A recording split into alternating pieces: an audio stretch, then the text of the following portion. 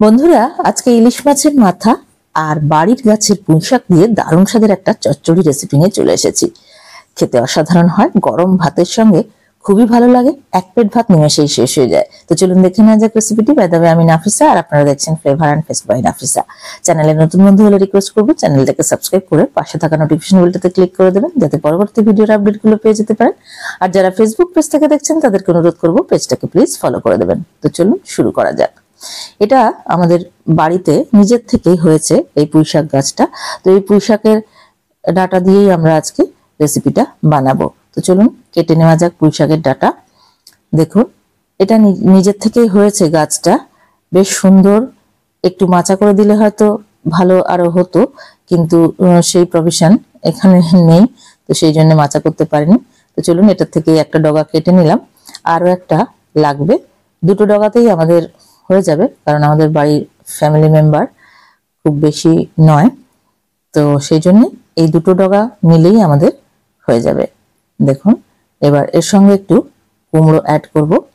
তো এই দুটোকে আগে ভালোভাবে ধুয়ে নিতে হবে, ভালোভাবে পরিষ্কার করে আগে ধুয়ে নিয়েছি। দেখুন, ধোয়ার পর এবার পাতাগুলোকে এইভাবে আগে ছাড়িয়ে নিচ্ছি, তারপর ডাঁটাগুলোকে ছাড়িয়ে ছোট ছোট পিস করে নিতে হবে। সব পাতাগুলোকে ছাড়িয়ে নিয়েছি, এবার এগুলোকে একটু ছোট করে কেটে নিচ্ছি এইভাবে ছুরি দিয়ে। দেখুন, আমার পাতাগুলোকে সব কাটা হয়ে গেছে। এইবার ডাঁটাগুলোকেও কেটে নিয়েছি, আর একটু এরকম মাঝখান থেকে একটা চিড়ে নিয়েছি যাতে সফট হয়ে যায় তাড়াতাড়ি। আর এখানে একটু কুমড়ো কিউব করে কেটে নিয়েছি। কুমড়ো ছাড়া অন্য সবজি দিয়েও আপনারা করতে পারবেন, এর সঙ্গে বেগুন বা পটল দিয়েও করতে পারবেন। এখানে 3টে মাছের মাথা নিয়ে নিয়েছি, ইলিশ মাছের মাথা। এর মধ্যে স্বাদ অনুযায়ী লবণ, হলুদ গুঁড়ো আর একটু লঙ্কার গুঁড়ো মেখে নিচ্ছে, নিয়ে 5 মিনিট এটাকে ম্যারিনেট করতে রেখে দেব। তো মাখা হয়ে গেছে, এবার এটাকে 5 মিনিট সাইডে রেখে দিচ্ছি। 5 মিনিট পর ওভেনের উপরে একটা কড়াই নিয়ে নিয়েছি, তাতে নিয়ে নিচ্ছি 2 টেবিল স্পুন সর্ষের তেল। সর্ষের তেলেই রান্নাটা করব, টেস্টটা বেশি ভালো হবে। তেলটা ভালোভাবে গরম হয়ে গেলে ম্যারিনেট করে রাখা মাছের মাথাগুলোকে দিয়ে দিলাম। দিয়ে মিডিয়াম ফ্লেমে উল্টে পাল্টে মাছের মাথাগুলোকে একটু লালচে করে ভেজে নিতে হবে। দেখুন, এইভাবে একটু লালচে করে ভেজে নিয়েছি, নিয়ে তুলে সাইডে রেখে দিচ্ছি। ওই তেলের মধ্যে দিয়ে দিচ্ছি 1/2 টিস্পুন 5 ফোড়ন, 2টো শুকনো লঙ্কা, 4টে কাঁচা লঙ্কা দিয়ে দিলাম। লঙ্কাগুলোকে একটু চিড়ে নিয়েছিলাম।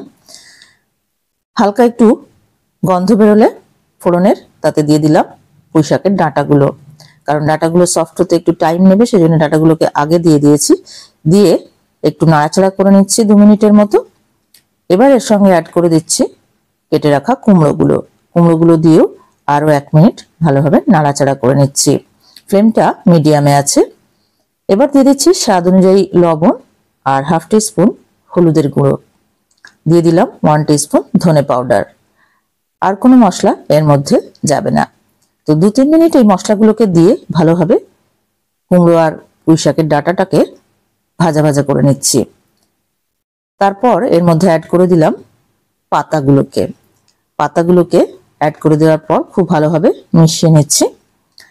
আমরা এর থেকে যে জলটা বেরোবে সেই জলেই কিন্তু রান্নাটা করে নেব, বাইরে থেকে আর কোনো জল অ্যাড করার প্রয়োজন নেই। তো পুঁইশাকের পাতাটা দিয়ে 2-3 মিনিট খুব ভালোভাবে নাড়াচাড়া করে নিচ্ছি। ফ্লেমটা মিডিয়াম টু লো এর দিকে আছে। এবার এটাকে ঢাকা দিয়ে দেব। ঢাকা দিয়ে 5 থেকে 6 মিনিট একদম লো ফ্লেমে এটাকে কুক করে নেব। ফ্লেমটাকে একদমই কমিয়ে দিয়েছি। এতে ঢাকা দিয়ে রান্না করলে অনেকটা জল এর মধ্যে থেকে বেরোবে, সেই জলেই কিন্তু রান্নাটা হয়ে যাবে। তো 5-6 মিনিটের পর ইলিশ মাছের মাথাটা দিয়ে দিলাম।